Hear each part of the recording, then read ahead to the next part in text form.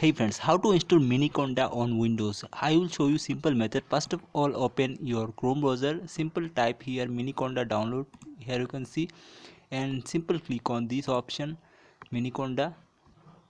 Now here you can see the download option. Simple click on download. Now here you can see skip registration. Click on it. Two options are showing Anaconda distribution and miniconda. Click on graphics installer Windows 64-bit. Now open the exe file and minimize this Chrome window. Now click on next. Select terms and condition. Simple click on agree.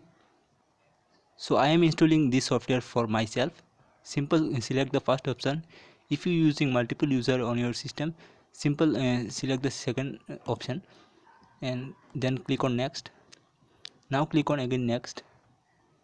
Now here you can see install option. Click on it and wait few minutes. It will complete your. So as you can see successfully installed. Now click on next button.